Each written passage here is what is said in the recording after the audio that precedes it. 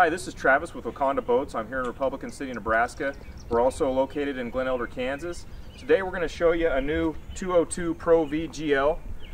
This is one that we just got in this year. This was a ordered on request boat. This model is going to be for one of those guys that maybe doesn't have room in the garage for a 219, or possibly a guy that's only fishing by himself, or maybe one or two other guys, still needs a big water boat. This is a perfect fit for somebody like that, the 202.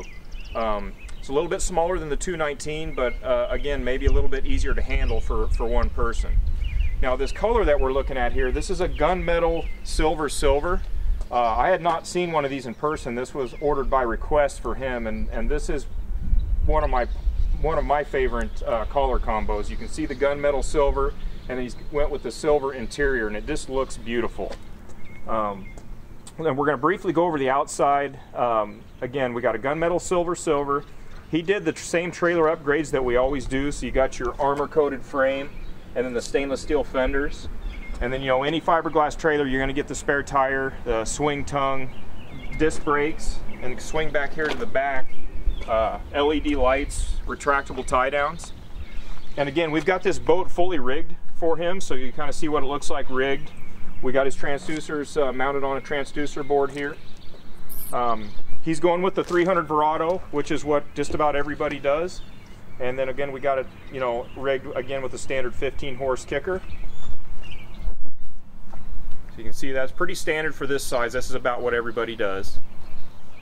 Now the most common questions we get with the 202 is where are you losing space versus the 219? And I'll explain that. Let's go inside and I'll explain how they manipulate that space. Okay, so we'll kind of go over the inside here. We got snap out carpet that snaps out. He opted for the sport tops. We got a sport top here. Now for the guys that are familiar with the 219, this is the same boat as the 219. It's the same width. The difference is it's 19 inches. You know, you're losing 19 inches in length. So how that is manipulated is there's 9 inches less here in the bow, and then there's 10 inches less here in the cockpit. So it's kind of evenly distributed that way. So it's 20 foot 2 inches. We have the same storage pods. It has the same capacity live well. This is that same 33-gallon live well.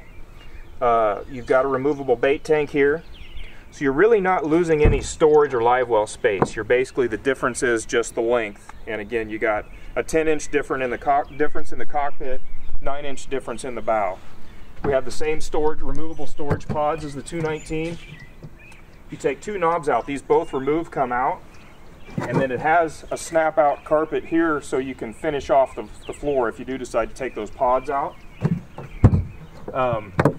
Again, you're going to see that this is also similar to the 219. You got a nice storage compartment here that can be used as a trash bin. We've got two deck faces here so you can fish two people from the rear, both sides. Where she's standing right here is our power steering pump storage. And then we'll look down here again. If you've seen the 219 video, this is going to look very similar. This is our crank battery storage. And then the fiberglass Pro Vs come standard with a battery shutoff switch. So you're going to get that. So we'll move up here to the dash. And again, this is going to look very similar. Same dash as the 219. He opted for SmartCraft gauges, which is something we'll always stock. We got this rigged with Lowrance for him. Trollmaster.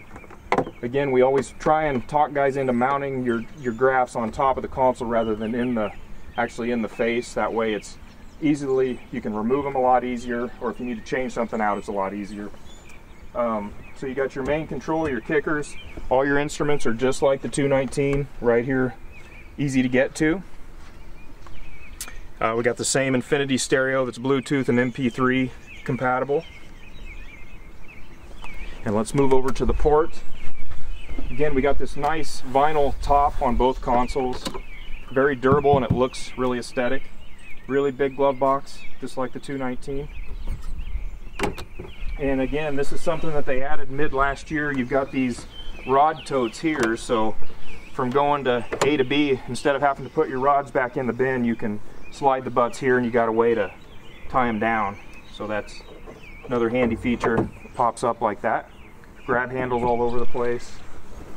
Let's open the rod storage here so you can see. Great big rod box, 3 stories. Again, this is the same rod box as what you'll see in the 219. We got trolling motor battery storage underneath that compartment there.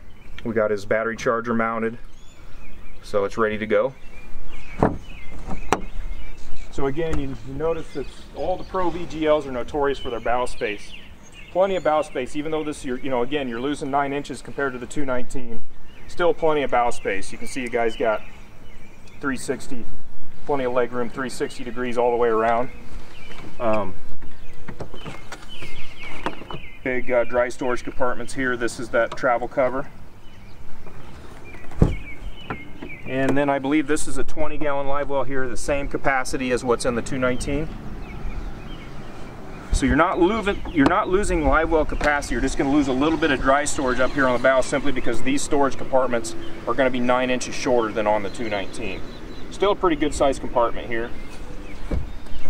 So again, this is a great boat for a guy that's, maybe doesn't want to go to a 22-footer, but still prefers fiberglass and fishes big water. This is a great option for him. So any more information that you need, I encourage you to go on our website, which is wacondaboats.com. Terry's in Glen Elder, Kansas. I'm Travis here in Republican City, Nebraska. Thanks a lot.